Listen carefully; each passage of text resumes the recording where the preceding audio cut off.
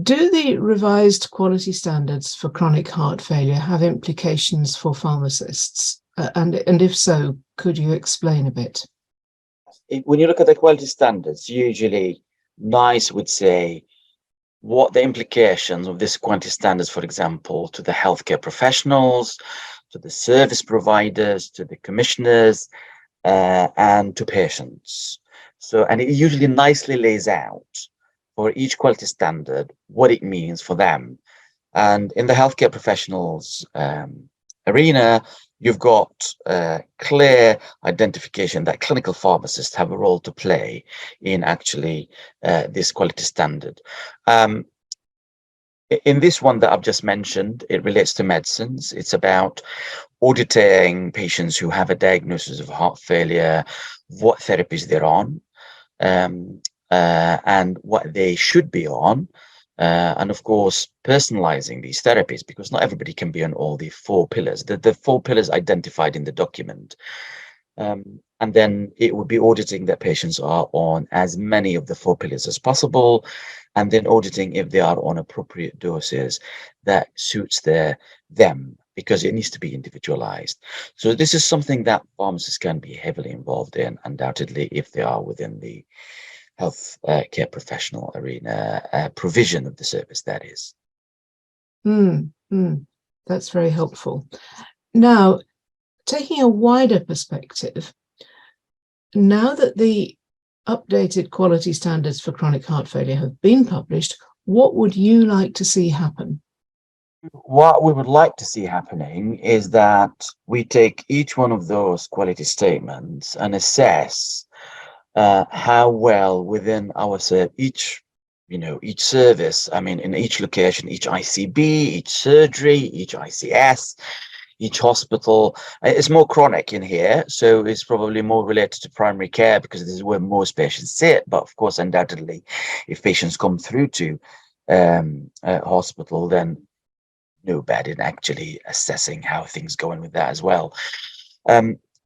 That each one of these statements is assessed and audited to see how well are we doing with the diagnosis, how are we doing in access to specialist service, how well are we doing in medications, how are we doing with our reviews, and how we doing with access to cardiac rehab. These are some things that can be checked by commissioners, by providers, and by healthcare professionals. So what we would like to see, people auditing the quality of their service against these quality standards and putting plans in place in order to enhance the provisions to meet these standards. Now I'd like to broaden this yet further to put the quality standards into perspective. And I have two questions. The first is heart failure diagnosed at the right stage? I think there is a role here for rethinking the diagnostic element, because we know that the diagnosis in heart failure can be improved. So we need to think more heart failure.